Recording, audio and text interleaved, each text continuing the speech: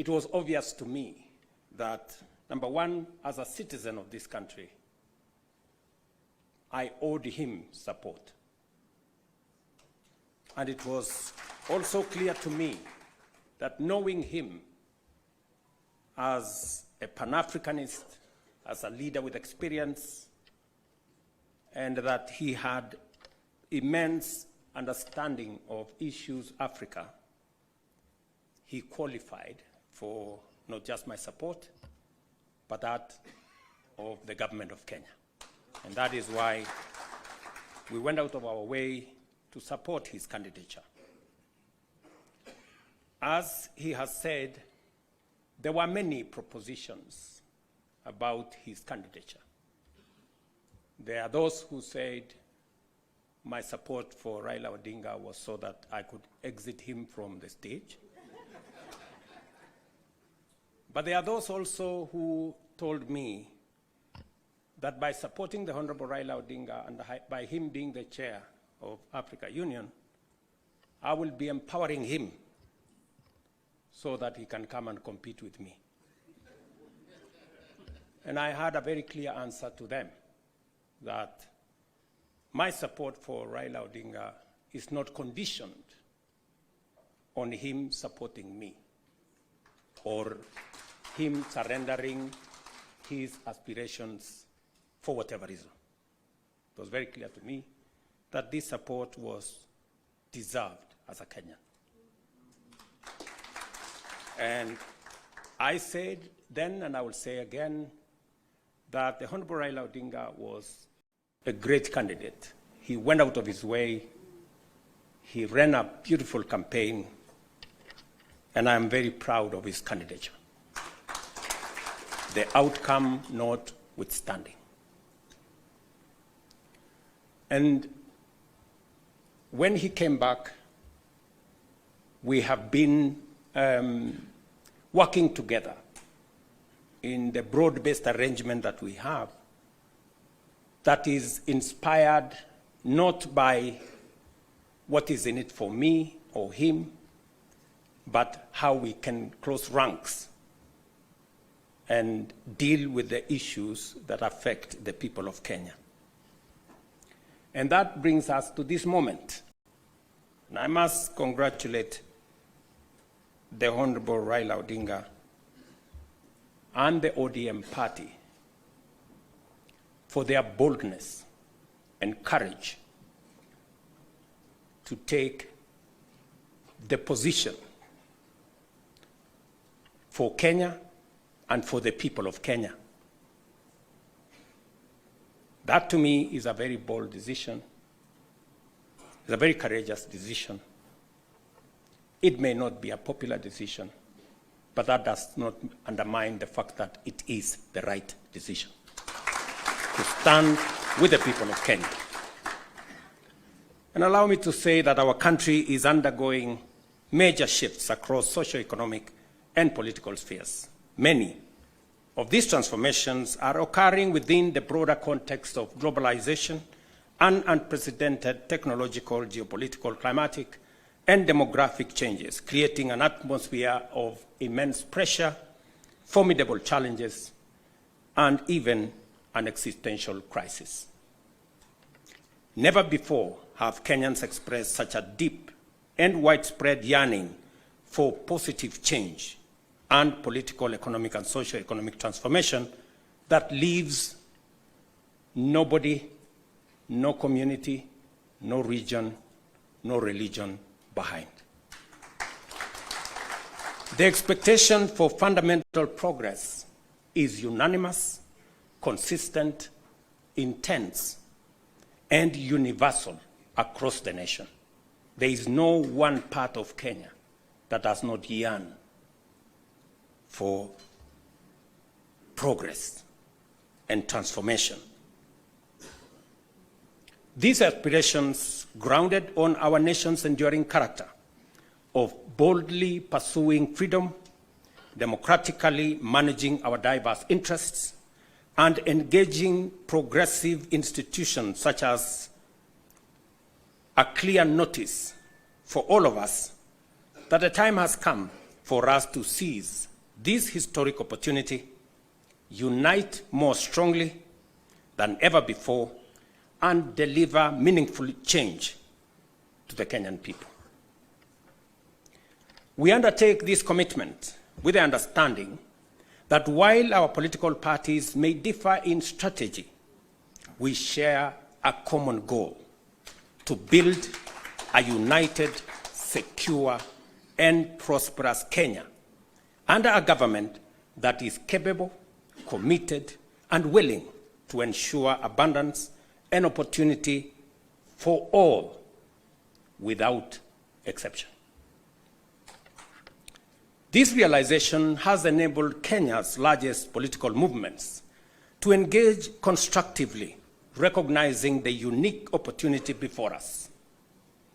As leaders and as a generation of citizens, we must embark on a bold and radical path of national transformation, confronting and resolving the fundamental issues that have shaped every national crisis since independence. And we have had an able listing of what this is. This is the path towards the promised land where freedom and opportunity are guaranteed for all. We recognize that this moment is unlike any other. It is not enough to merely identify systemic and structural obstacles that have denied generations a fair chance to achieve their aspirations.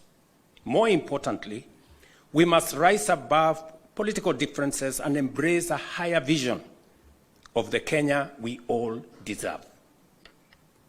Understanding, therefore, that jobs, wealth, enterprise opportunities, and social services must be provided within an environment that is free, open, democratic, and competitive, we move forward with a shared commitment that is not only doing the right thing for our nation, but also to ensuring they are done right. We, the leaders of UDA, Kenya Kwanza, and ODM, commit to implementing the NADCO report to address key national issues, including the cost of living, youth unemployment, and gender inclusion. We also pledge to foster inclusivity in governance and development, protect and strengthen devolution, invest in creating opportunities for the youth, uphold integrity in leadership, and safeguard the right to peaceful assembly.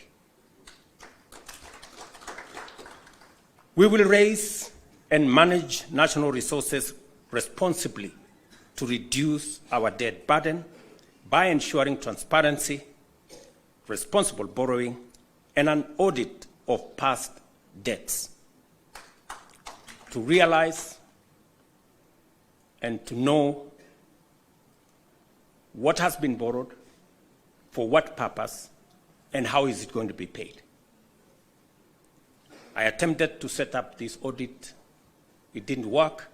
I am confident that under this broad formation, we will now be able to audit our debts. This moment is not about William Ruto or Raila Odinga. This agreement, this memorandum of understanding, is not about sharing positions or winning elections. It is about the people and the interests of Kenya.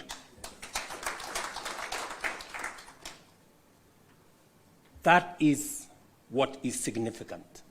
To me, the interests of this great nation. We have talked about Kenya of potential for far too long. It is now time that we close ranks as leaders, because this nation can succeed. We have what it takes to be a great nation. But we haven't made the steps and the decisions that would make this nation great, because we have always been making politically correct decisions. We need to make decisions that are correct as far as the interests of the people of Kenya are concerned. I must congratulate His Excellency, the Right Honorable Prime Minister Raila Odinga, and the courage he has to make difficult decisions. Not many leaders can make the kind of decisions the Right Honorable Raila Odinga can make.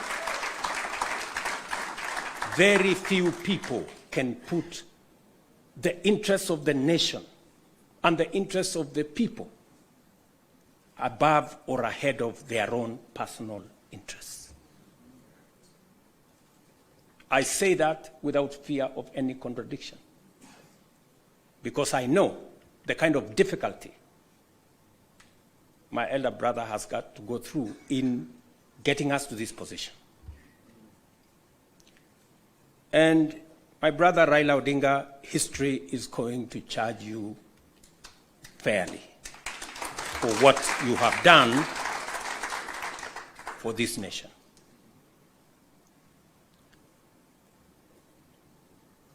Immediately after the elections,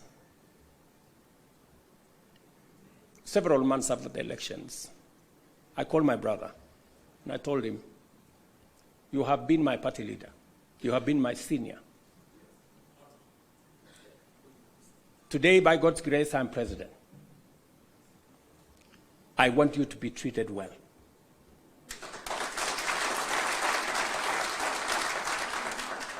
And I will do whatever it takes to make sure that you have respect in Kenya. And I am not doing this so that for any other reason that is selfish to me. I am doing this because I'm a younger person. You are an elder as far as I'm concerned, by age. And the contribution you have made to this Kenya deserves respect and deserves support. And that is the relationship I have built with the Honorable Raila Odinga. And I am very clear in my mind that going into the future, it will take more than Raila Odinga and myself. It will take every one of us to pull this country together and to achieve the things that will change Kenya for the better. Let me say this, that equally, we will fight corruption decisively, eliminate public resource wastage, and uphold the rule of law and constitutionalism, ensuring that government officials respect judicial decisions and protect the rights of all citizens. Our collective goal is a just, equitable, and prosperous Kenya for all of us. Thank you very much to all of you. May God bless our great country, Kenya. Asanteni sana.